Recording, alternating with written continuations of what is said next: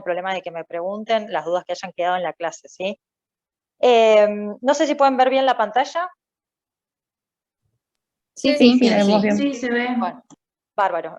Mi clase básicamente es hablar un poquito de lo que es hipertensión renovascular y también hacer hincapié en una patología que es bastante común y motivo de consulta hacia nuestro consultorio, que es estenosis de la arteria renal. Bueno, primero y principal, obviamente para poder hablar de lo que es hipertensión, como bien el cuadro lo explica o lo dice, es el tema de ver y evaluar cuál es la presión arterial óptima o normal, ¿sí? La óptima, obviamente que va a ser variable según el tipo de paciente que estemos controlando. No es lo mismo una paciente de 50 años, femenina, sin antecedentes patológicos, a una anciana de 85 años, por ejemplo, tabaquista, EPOC, y con otras comorbilidades asociadas. Para decir que una presión arterial es normal, ahí ven que la sistólica debiera de ir de 120 a 129 y la diastólica de 80 a 84, ese es el límite. A posterior, ven que la hipertensión arterial se divide en tres niveles, ¿sí? Siendo el nivel 3, que es el último nivel, mayor a 180, y la presión arterial diastólica mayor a 110. Según el tipo de presión arterial, obviamente se lo puede catalogar al paciente y evaluar también el tema de la gravedad e impacto que va a tener a nivel de los múltiples órganos del sistema. ¿Cómo se mide la presión arterial? Bueno, es un tema de bastante disquisiciones, más que nada por el tema de que uno en consultorio se debiera tener que tomar el tiempo adecuado, ¿sí? El paciente tiene que estar sentado, al menos ponen las guías más que nada cardiológicas, 5 minutos, debe estar con las piernas apoyadas sobre el piso y la espalda apoyada sobre el respaldo.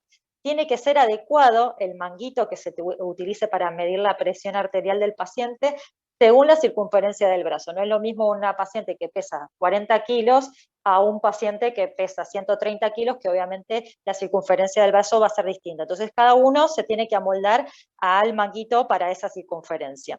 Siempre se tiene que tomar la presión arterial, ¿sí? Pasando 30 milímetros de mercurio por encima de la desaparición del pulso radial, cosa que también, si uno ve uno mira desde afuera cómo toma la presión arterial el resto de la gente, por cuestión de tiempo, por dinámica, etcétera, etcétera, se suele tomar habitual en líneas generales mal. Y se suele tener que repetir este episodio de tomar la presión y hacer un promedio de, habitualmente se dicen 2 a 3 veces se tiene que tomar en el mismo brazo y se hace un promedio de lo mismo, ¿sí? Y siempre tener que tener el manguito a la altura del corazón, de cualquiera de los dos brazos indistintamente, pero a esa altura. Eso sería la forma correcta de tomar la presión arterial. Entonces, para hablar de hipertensión arterial, cuando hablamos de hipertensión arterial, el 90% de los casos vamos a hablar de una hipertensión primaria, ¿sí? En el otro 10% restante, ya nos vamos a pensar en una causa de hipertensión secundaria. ¿Que cuándo se sospecha en estos casos? Obviamente cuando tenemos un paciente joven, menor de 40 años, básicamente por el tema de la aterosclerosis que vamos a ver a futuro, que es una de las principales causas de desarrollo de hipertensión. Cuando tenemos una hipertensión grado 3, que era el nivel 3 que yo le marcaba, con una sistólica mayor a 180 y una diastólica mayor a 110 de inicio súbito, sin otra causa que lo pueda explicar la clínica, con un aumento de creatinina, cuando se le inicia a un paciente inhibidores de la enzima convertidora de angiotensina. Ese es un gran parámetro que nosotros solemos tener bastante la derivación a nuestros consultorios, cuando hay una proteinuria, ¿sí? En el paciente que se está estudiando por esta hipertensión secundaria, la hipertensión refractaria a tratamiento, que tiene que incluir un diurético dentro del tratamiento, y habitualmente son 3 drogas incluidas un diurético, la cefalea, palpitaciones y sudoración, que va básicamente pensando en todo lo que es feocromocitoma, y después somnolencia y ronquidos, principalmente para descartar un síndrome de apnea obstructiva del sueño, y la simetría de pulsos, habitualmente en las mujeres jóvenes.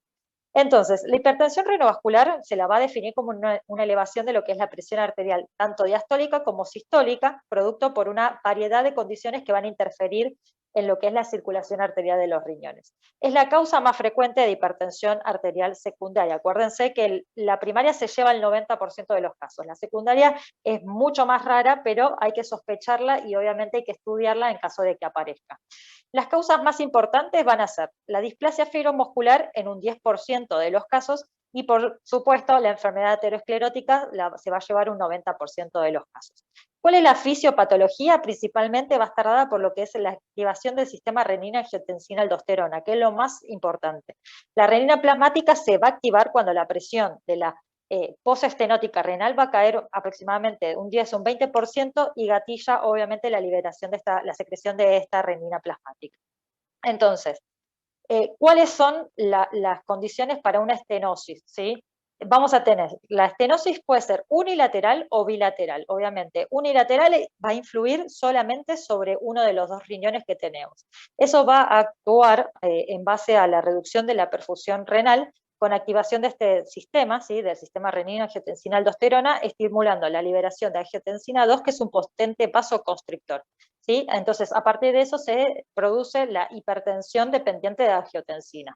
Ahora bien, si tenemos en el gráfico, ¿sí? De la izquierda, si tenemos una estenosis bilateral, o por el contrario, tenemos un único riñón, por ejemplo, por una genesia, nació ya de por sí con un solo riñón el paciente, y tiene una estenosis de ese único riñón, obviamente se va a reducir también la presión de perfusión renal y va a actuar no solamente activando el sistema renina-angiotensina-aldosterona, como vimos anteriormente, con la liberación de todo lo que es la angiotensina 2, que es un potente vasoconstrictor, sino que también va a generar el acúmulo de lo que es sodio y agua con una expansión del volumen y obviamente un incremento en la presión arterial. Entonces, como bien sabemos, la angiotensina 2, que es el potente vasoconstrictor que yo les mencionaba antes, bien, si venimos en la escala de dónde viene, vamos a tener que el angiotensinógeno, a través de lo que es la renina, se activa angiotensina 1, y esta, a través de la ACE, se va a estimular y a producir la angiotensina 2. La angiotensina 2, como vemos acá, tiene lo más importante de todo es obviamente la vasoconstricción, va también a tender a retener sodio, va a activar lo que es la estimulación de la aldosterona, va a generar daño a nivel del corazón con remodelado endotelial, va a liberar prostaglandinas, también va a generar especies reactivas de oxígeno con la consecuente déficit a nivel cardiológico, principalmente sobre el ventrículo izquierdo, y va a generar también el estímulo de lo que es la activación del sistema simpático. Básicamente lo que dice los efectos miocárdicos es eso lo que yo les decía. Principalmente va a afectar al crecimiento del miocito y a la hipertrofia del ventrículo izquierdo. Perdón, profe, Sí, ¿podría volver a lo de estenosis unilateral y bilateral? sí, ahí estamos. ¿Qué no te quedó claro de acá? Em, o sea, la diferencia. La diferencia, básicamente, vos pensás que cuando vos, una de las contraindicaciones para hacer tratamiento con inhibidores de la enzima convertidora de angiotensinógeno, ejemplo, enalapril, cualquiera de todos esos, o también de las ARA2, valsartán, por ejemplo, losartán, cualquiera de la familia, siempre que nosotros tenemos un paciente con sospecha de una estenosis o que tiene caída del filtrado glomerular luego de haber iniciado un ECA, tenemos que hacer un Doppler renal. Es decir, tenemos que sospechar que el paciente puede llegar a tener una estenosis de la arteria renal. Entonces, en ese caso, ¿por qué lo sospechamos? Básicamente por esta cuestión. Cuando nosotros tenemos dos riñones, uno de los dos riñones va a paliar lo que le está pasando al otro. Es decir, yo voy a tener una activación del sistema renina-angiotensina-aldosterona por el riñón que yo tengo, la arteria que yo tengo la estenosis significativa, que me va a estimular la angiotensina 2 y por ende me va a generar vasoconstricción con todo el tema de la activación de la hipertensión.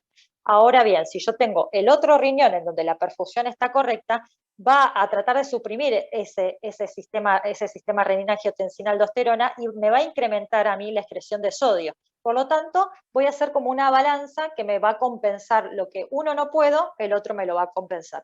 Ahora es distinto el caso, si yo de los dos riñones tengo estenosis y si no, en el caso de que yo les explicaba, si yo tengo un único riñón, porque por ejemplo el paciente tuvo una nefrectomía por un tumor o nació directamente ya con un solo riñón y yo tengo en ese solo una estenosis de lo que es de la arteria renal, no voy a tener a nadie que me lo compense, porque lamentablemente o los dos están afectados por igual, o bueno, puede ser en distinta medida, o tengo uno solito que lamentablemente lo tengo dañado. Entonces ahí no voy a tener a nadie que me compense esa activación del sistema renina-angiotensina y me ponga paños fríos al asunto.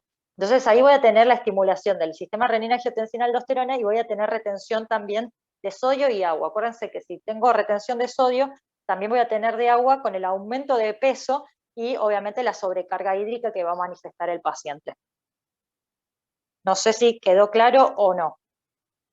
Sí, mejor. Gracias. No, de nada. Perdón, ¿te puedo hacer otra pregunta? Sí, obvio.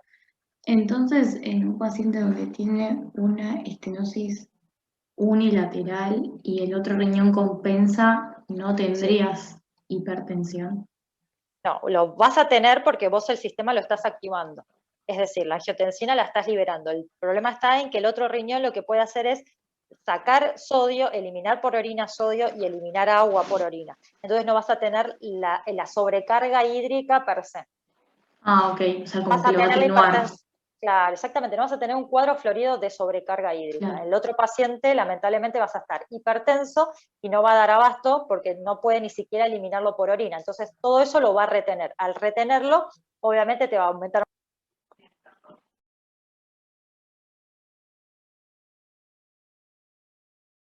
Perdón, pero justo estoy de guardia, chicos. Ahí volvemos. Bueno, dentro de entonces lo que les mencionaba principalmente, de lo que les mencionaba como hipertensión secundaria, acuérdense que la displasia fibromuscular era solamente el 10% de esas causas, ¿sí? Lo que era en sí 10%, a comparación de la aterosclerótica, que obviamente se lleva el 90% de los casos. En la displasia fibromuscular, principalmente siempre quédense con este concepto, se debe sospechar que es el último punto, se debe sospechar en mujeres jóvenes con una hipertensión severa y en las cuales se suele asociar a una...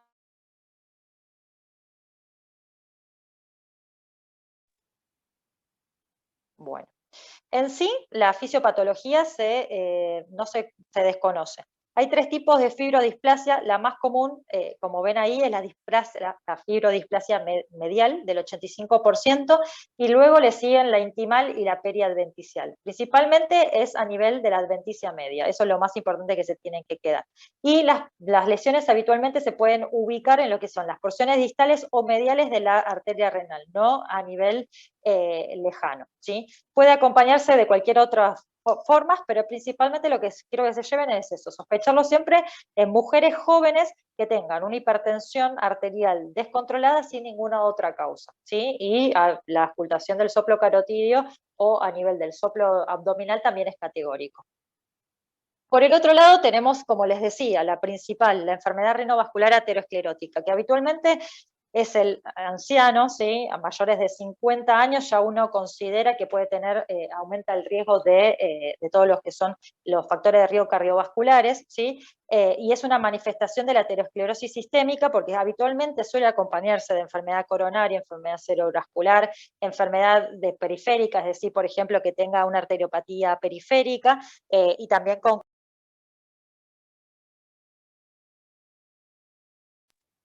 Perdón.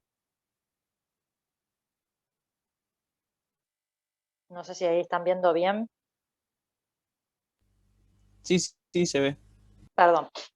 Habitualmente se suele acompañar de que los factores de riesgo del paciente suele ser tabaquista, obeso, suele tener cardiopatía isquémica, suele tener también stroke, arteriopatía periférica, y obviamente con el compromiso del renovascular va a tener mucha mayor propensión a tener insuficiencia renal con el largo del tiempo. Obviamente tenemos, como ustedes ya bien saben, cuando tenemos un paciente así en consultorio, obviamente vamos a tener que tratar de ahondar en lo que son los factores de riesgo que podemos llegar a modificar.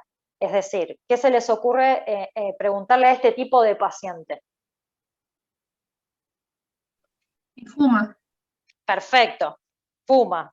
Una de las principales causas de la arteriopatía aterosclerótica es obviamente el tabaquismo, así que tratar de incentivar en lo máximo que podamos el cese tabáquico. ¿Qué otro factor creen que es importante conocer? Si hace ejercicio. Perfecto, bárbaro. Si hace ese ejercicio, si no lo hace, las guías habitualmente están cambiando, ahora están recomendando, obviamente antes se consideraba que se tenía que recomendar a un paciente caminar 4 veces a la semana, 40 minutos, ¿sí? Pero bueno, la verdad que ese tipo de pacientes suele ser bastante difícil de que lo cumpla, así que uno, considerando que la actividad cardíaca continua es muy importante en el impacto que tiene a nivel de la mortalidad cardiovascular, uno recomienda que haga lo que se pueda. Obviamente tratamos de consensuar y quizás arrancamos 15 minutos 4 veces a la semana y luego vamos incrementando a medida que el paciente también ve los efectos que tiene a su salud, ¿no? El tema de la actividad física. ¿Qué otra cosa más preguntarían? ¿Les interesa si es hombre o mujer? Sí, los hombres calculo que tienen mayor riesgo por el perfil lipídico que tienen. Perfecto. Y Y la también, mujer, claro, sí, relacionado a todo esto o sea, del ejercicio, de los hábitos, digamos, dietéticos que tiene el paciente, o sea, cómo se perfecto. alimenta, no solo lo del ejercicio. Perfecto. O sea, lo estás planteando también a un síndrome metabólico. Es decir, Claro, cómo está el perfil de la glucemia y cómo está el tema de colesterol, triglicéridos. exactamente, sí. Perfecto. 100%. Está buenísimo lo que decís. Acordate también que la mujer, a nivel después de los 45 o 50 años, vuelve Claro, a equiparar el riesgo de los pacientes, más que nada por la sí, causa de sus estrógenos, ¿sí? Pero está sí, perfecto. Bien, perfecto. Bueno, entonces, como ven ahí, en mayores de 75 años la prevalencia obviamente es más de la mitad, incluso llega al 60%, y obviamente que uno lo tiene que tener siempre en consideración por esta causa de que obviamente es muy, muy, muy probable. Esto lo vamos a pasar porque no tiene. Acá este es el cuadrito diferencial entre lo que les dije, la aterosclerosis y la displasia fibromuscular. Si ven, la edad de presentación, obviamente la aterosclerosis son mayores de 50 años, en donde ya hay todo un daño de otras patologías asociadas, como fuimos diciendo, si fuma, si toma alcohol, si es hombre, si es mujer, si hace actividad física, si no, si come mucho carbohidrato, si no, si tiene alguna otra enfermedad que predisponga también, obviamente, si tuvo accidentes cerebrovasculares. Todo eso me habla a mí de en pos o a favor de la aterosclerosis. Ahora, la displasia fibromuscular, como ven, acuérdense que son mujeres habitualmente jóvenes. Ahí me adelanté al sexo. ¿Sí? En la aterosclerosis puede ser indistinto, más que nada por lo que hablábamos. El punto de corte mayor de 45 a 50 años se vuelve a equiparar el riesgo de los efectos cardiovasculares, tanto en hombres como mujeres, y en la displasia fibromuscular habitualmente son mujeres. El sitio de localización de la lesión en sí, acuérdense que principalmente es ostial a nivel de lo que es aterosclerosis, y puede ser a nivel medio o distal de lo que es la displasia fibromuscular, y la última pregunta, bueno, el inciso dice básicamente cómo responde la presión arterial hacia la revascularización, que es una de las partes de los tratamientos. La aterosclerosis, la verdad que bastante polémico, hay textos que hablan a favor de obviamente de la recanalización de la arteria.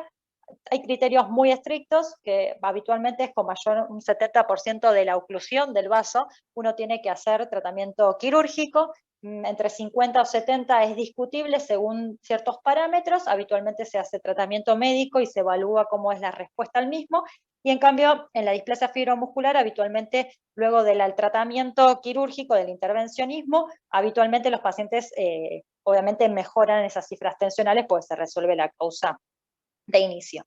Entonces, lo de la estenosis, ¿cuándo la sospecho? La estenosis de la arteria renal. Estenosis obviamente es limitación del flujo de llegada al riñón, ¿sí? Que puede ser, como vimos, unilateral o bilateral, ¿sí? Entonces, ¿en quiénes las tengo que sospechar? Ya lo vimos previamente, pero volvemos a repasar. Entonces, si tengo un paciente que tiene un comienzo agudo o acelerado de hipertensión a cualquier edad, principalmente en gente joven, en mayores de 50 años sin ausencia de hipertensión familiar, ¿sí? También me tiene que llamar un poco la atención. Mismo si me dice el paciente, yo no fumo, no tomo alcohol, hago actividad física, no tengo ningún antecedente familiar ni de hipertensión ni de accidente cerebrovascular, o sea, ahí ya me voy alejando de la causa aterosclerótica que uno puede empezar a pensar ya en esos pacientes mayores de 50 años. Cuando tengo hipertensión asociada a insuficiencia renal, y ahí sí ven la letra chiquita, especialmente si empeora luego de iniciar un IECA o ARA2, justamente porque va a generar mayor vasoconstricción y eso puede empeorar el tema de la hipertensión asociada.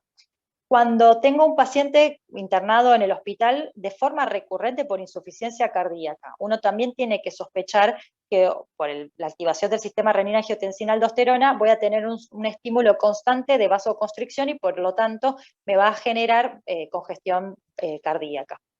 Cuando tengo una hipertensión refractaria, que se le dice cuando tengo 3 o más drogas antihipertensivas incluidas en esa línea de tratamiento, un diurético.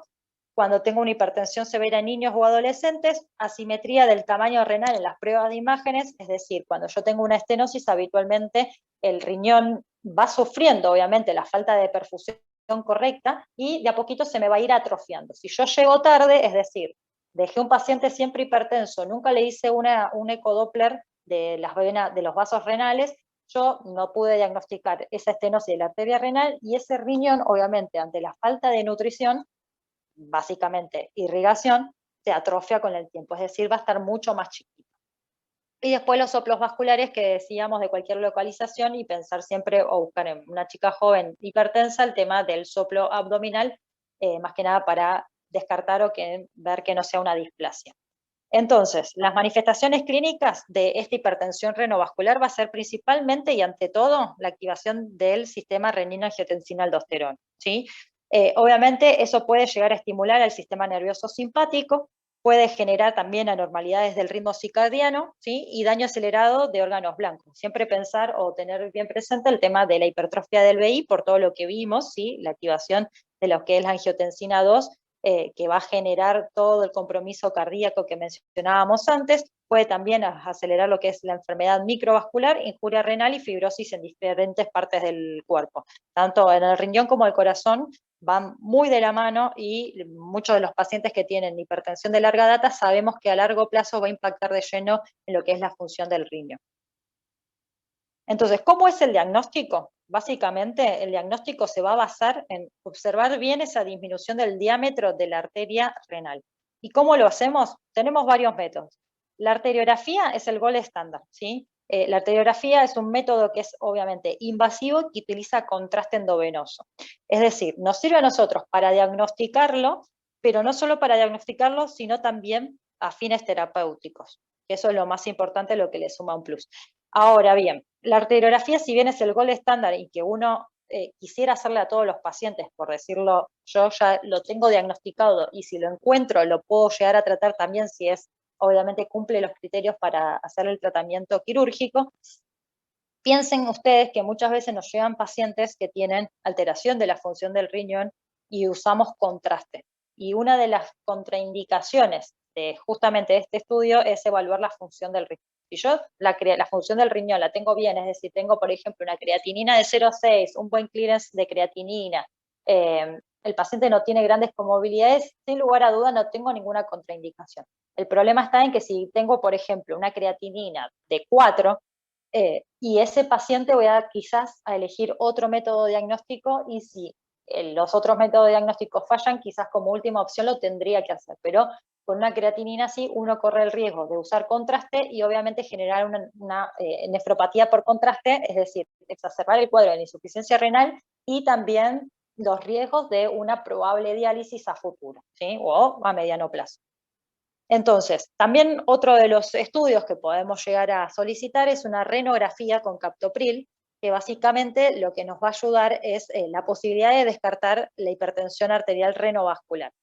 Si ustedes se fijan, habitualmente lo que se hace es administrar el captopril, que es un radiofármaco, y lo va a captar de diferente forma el radiofármaco en sí, luego de la administración del captopril, ¿sí? Si ustedes ven la imagen, el riñón del A va a captar mucho mejor el radiofármaco, el radiotrazador, y si se fijan, el B tiene mucho más difuso la imagen, está representado todo el tema de la excreción y la retención del radiofármaco, que lo mantiene mucho más el riñón izquierdo, lo ven en el gráfico mucho mejor, ¿sí? Nosotros no tenemos todo el estudio en sí completo para que ustedes lo vean, pero lo que se mide es en cuánto tiempo se capta, en cuánto se mantiene el radiofármaco retenido a nivel del riñón y en cuánto se hace la tasa de filtración glomerular. Si Si ustedes se fijan, la curva superior es la del riñón izquierdo y obviamente el tema de lo que es la excreción del radioisótopo es mucho más disminuida. Entonces nos está hablando de que ese riñón, el riñón izquierdo, pueda llegar a tener una hipertensión renovascular. Si bien no es un gold estándar, ¿sí? Claramente es uno de los métodos que utilizamos más comúnmente a nivel de consultorio, internación o lo que fuese, por ser un método que no es invasivo y obviamente es de fácil acceso y una alta sensibilidad y una alta especificidad, si ustedes se fijan, pero tenemos la contra de que es operador dependiente, es decir, si alguien no está acostumbrado a hacer las mediciones que tiene que hacer, obviamente puede pasar desapercibido o puede también considerarse que no se puede llegar a ver. Habitualmente, como los riñones son retroperitoneales y ahí está todo el contenido, más que nada gástrico, de intestinos, etcétera, habitualmente si el paciente tiene mucho meteorismo también es de muy difícil categorización. Pero bueno, es muy bueno para detectar principalmente lesiones bien cercanas al ostium, ¿sí? Y generalmente se utiliza para lo que es la enfermedad aterosclerótica y no tanto para la displasia fibromuscular, que vamos a ver que se suelen utilizar otros diagnósticos. Lo que se hace principalmente es, nosotros le decimos la ecografía asociada con el Doppler, es decir, miden con el Doppler el tema de el área de flujo que pasa a través de esa arteria renal y miden a partir de los índices de resistencias cuánto flujo es el que está pasando. A partir del Doppler nosotros podemos saber si es una lesión estenótica significativa o no, que a partir del 0,8, como ven acá, se suele utilizar los índices de resistencia que puede llegar a estar pasando algo. Y cuando los valores de flujo de la arteria renal son mayor a 200 centímetros por segundo, eso nos está hablando muy favorablemente de que ese paciente tiene una estenosis arterial significativa. Como les contaba, en el estudio en que ustedes ven la ecografía de al lado de la derecha, cuando tenemos atrofia renal es que significa que el daño ya está, ya estuvo. Quizás lo sigue estando también, no significa que se haya solucionado, pero si tenemos atrofia renal tenemos que pensar que esto ya viene desde hace tiempo. Y la atrofia renal, como ven ahí, básicamente se clasifica según la disminución del parénquima renal mayor a 1,5 centímetros con respecto al contralateral o un riñón ya disminuido de tamaño que se lo considera atrófico menos de 8 centímetros en su longitud, ¿no? Por otro lado, tenemos otro estudio que es la angioresonancia magnética, ¿sí? Que este es un estudio que obviamente está bueno, es lo que sí hay que considerar que es de alto costo y que se utiliza gadolínio, ¿sí? El último punto es el más importante, el uso de gadolínio se encuentra contraindicado cuando un paciente tiene afectado, o sea, tiene una falla renal con un clearance de creatinina menos de 30, aunque es una contraindicación, obviamente, menos de 30, nosotros solemos tener contraindicación bastante fuerte, obviamente cada paciente, y si es necesario sí o sí, uno pone en la balanza riesgo-beneficio, pero entre 30 y 50 uno tiene que tener, por más de que sería una contraindicación relativa, uno tiene que evaluar al paciente y obviamente si el estudio le va a aportar algún tipo de cambio en la conducta terapéutica. Habitualmente la angioresonancia se utiliza en pacientes en los que tenemos sospecha de displasia fibromuscular. Es uno de los estudios a solicitarle a ese tipo de paciente. Como ven acá en las imágenes, sí, esto es un estudio por resonancia, en donde se evalúa que, por ejemplo, este paciente tiene una estenosis de ambas, en la primera foto, una estenosis de las dos arterias renales, ¿sí? En la segunda foto de arriba, en la A, bueno, la B también se ve, pero tenemos una estenosis solamente de un único riñón, del derecho, como bien pueden ver señalado por la flecha. El otro estudio que tenemos es la angiotomografía, ¿sí? Que la angiotomografía suele utilizar contraste iodado. También tenemos que tener en consideración el tema de si tiene paciente de falla renal, si está depresionado de volumen, entre muchas otras cosas, más que nada por eso que está en el segundo punto, con un riesgo de nefropatía por el uso del contraste. Actualmente, en la actualidad, los contrastes habitualmente son isosmolares, entonces tienen menos riesgo de hacer nefropatía por contraste, pero siempre hay que evaluar seleccionadamente bien al paciente y en todo caso hacer una correcta hidratación endovenosa o lo que fuese, como para hacer las correcciones que tengamos que hacer. Es muy sensible para la displasia fibromuscular y lo que se dice es que puede generar una sobreestimación del grado de la estenosis, dando falsos positivos.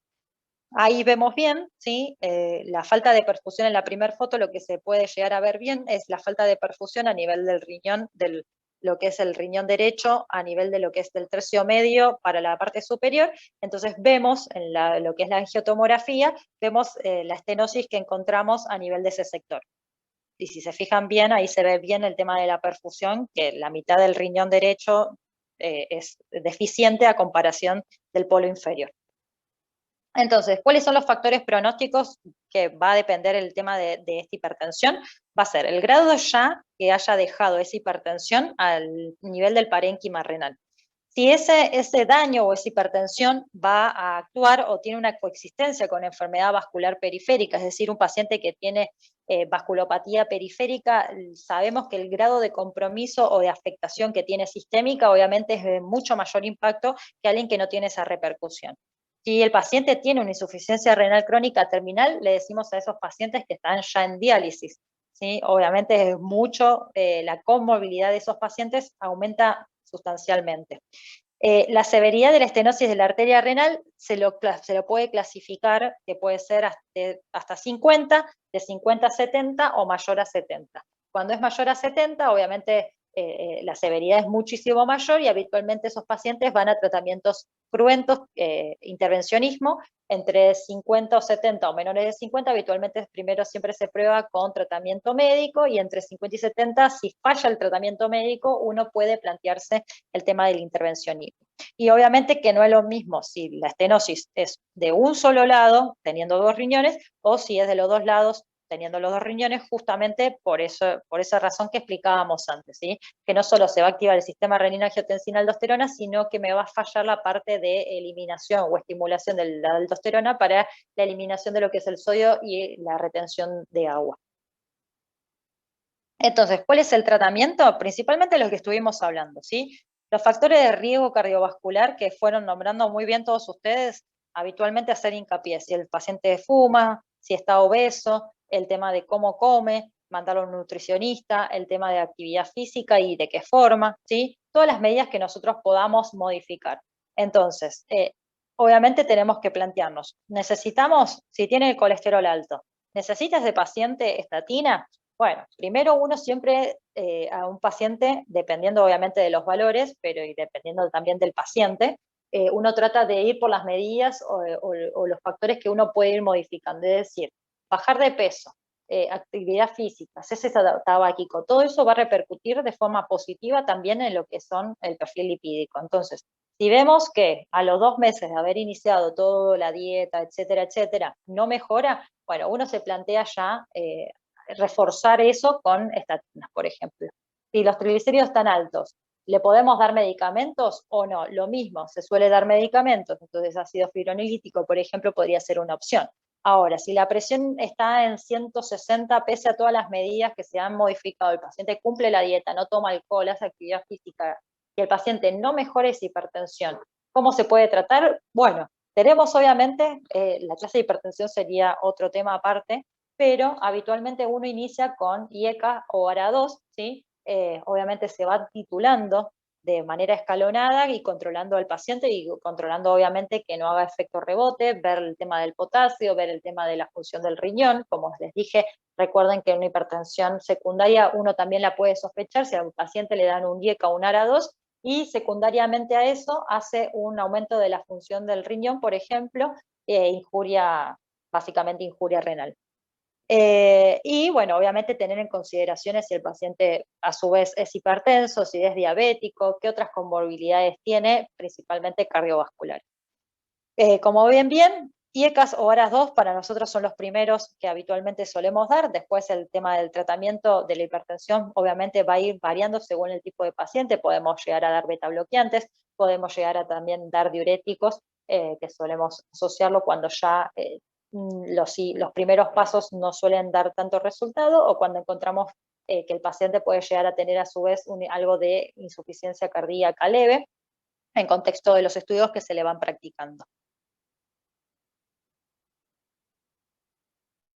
Esto lo paso pues muy Bueno, y como parte del intervencionismo, las primeras medidas obviamente para el manejo de la presión es las que fuimos mencionando, conductas principalmente, tratamiento médico, principalmente IECA o ARA2, y en segundo plazo ya nos iríamos a un intervencionismo, que vamos a hablar principalmente de lo que es la angioplastía renal transluminal percutánea. Habitualmente esta se usa en lo que es la displasia fibromuscular, y si hay una restenosis que puede suceder y suele suceder, se puede llegar a repetir la angioplastía la cantidad de veces que fuesen necesarias. Habitualmente ahora, con el tema de los stents que se están utilizando, no suele haber tanta tasa de restenosis, pero puede llegar a ocurrir.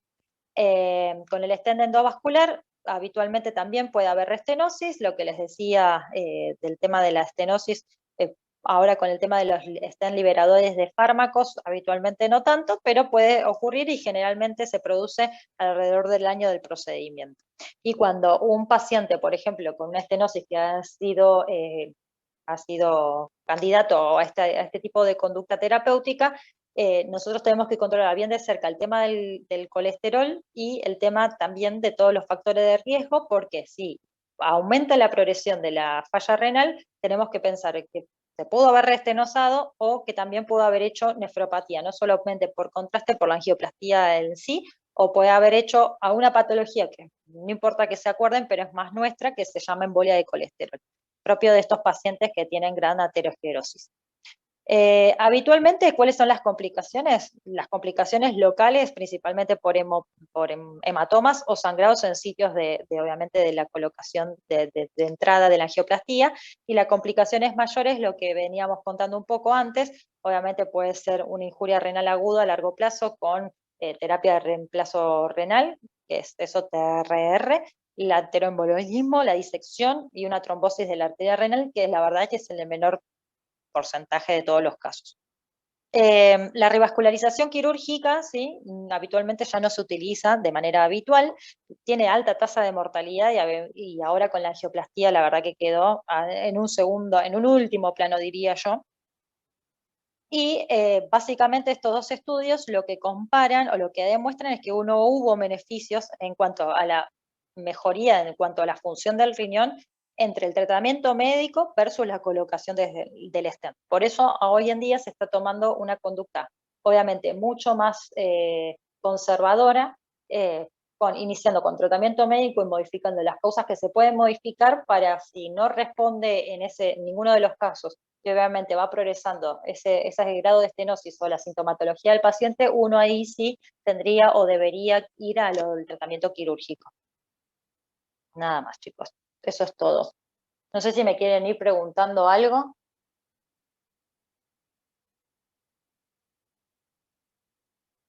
Yo una pregunta. Con Sí.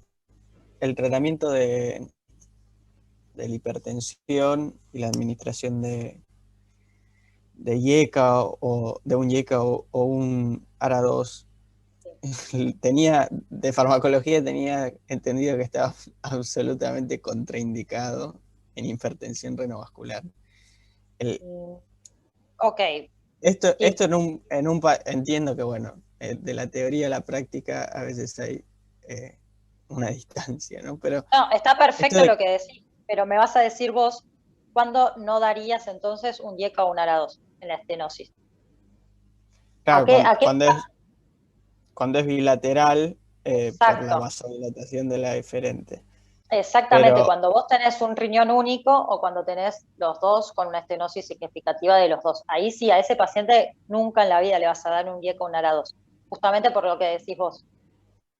perfecto. Y al que tiene o sea, la estenosis Si es tiene una unilateral. estenosis única, ¿sí? lo tratás, y inclusive es motivo de otra charla mucho más extensa, por eso no me quise meter mucho con hipertensión y la protección renovascular, pero los IECA y los ARA2 son dos fármacos que nosotros, los nefrólogos, usamos como grandes aliados porque tienen capacidad nefroprotectora. Es decir, Claro. ese paciente que vos tenés, por ejemplo, un componente aterosclerótico con una estenosis de una arteria única, vamos a poner 2 riñones sanos con uno que tiene una estenosis unilateral. Ese paciente se va a beneficiar 100% de que yo le dé un IECA o un ARA2. muchas veces la pregunta que vos decís está perfecta y te digo que me la hacen, me consultan amigos míos que son cardiólogos y me preguntan, che, ¿le puedo poner un IECA? Sí, ya le pones. O sea, es renoprotector, entonces nosotros tiene un efecto antiproteinúrico, ese paciente sabes que a larga data, si tiene ahora 60 años y estamos en ese panorama, a los 80, sabes que ese riñón va a estar lastimado por todo el daño que va a ir teniendo y creciendo a lo largo de los años y de que tiene un componente aterosclerótico. Entonces yo sé que ese paciente a larga data va a tener algo de falla renal. Entonces yo ya me estoy anticipando con el IECA o ERA2 de ir protegiendo el riñón a lo largo de estos años de que todo lo que tiene el paciente, ejemplo ACV, diabetes, lo que sea, más su componente aterosclerótico, dañe lo menos posible a ese riñón protegiéndolo con un IECA. Claro. Pero está perfecto lo que vos marcas. Eso es importante, o sea, acordarte siempre de si obviamente tiene un único riñón con una estenosis, jamás en la vida, obviamente uno tiene que poner un IECA o un ARA2. Esas son la única contraindicación en sí de IECA o ARA2. Buenísimo. Y estaría, por más que sea unilateral, tendría que igualmente tener como un control estricto, ¿no? Sí, obviamente se hacen controles, como te decía. Habitualmente el nuevo paradigma es tratamiento médico siempre en la medida que se pueda y obviamente no genere ningún tipo de compromiso a nivel sistémico del paciente. Hasta 70% de la estenosis uno mantiene una conducta terapéutica conservadora, es decir, lo voy controlando al paciente, voy viendo la clínica y voy viendo si con la medicación vamos bien. Si va bien, ese paciente no se toca. Ahora, si vos me decís, el paciente cada vez está peor, más sintomático, con insuficiencias cardíacas repetitivas, sobrecarga de volumen repetitivas que hacen que todos los meses se interna el paciente acá, y lamentablemente ese paciente vamos a tener que hacer algo. Más allá del tratamiento médico, que uno siempre lo hace, ahí sí uno tendría quizás criterios de angioplastía, que se verá qué tipo de angioplastía. Habitualmente se están haciendo con stent, y como te digo, con las drogas, los stent liberadores de drogas son como la última moda, pero bueno, obviamente es algo intervencionista, algo que tiene complicaciones y algo que tiene mortalidad al paciente. Entonces uno lo tiene que pensar muy bien antes de subir un paciente para generar o ponerle un stent, obviamente, y solucionarle ese problema. Perfecto. Bueno, era eso mis dudas. Muchas gracias. Bueno, chicos, no sé si alguien tiene alguna duda más.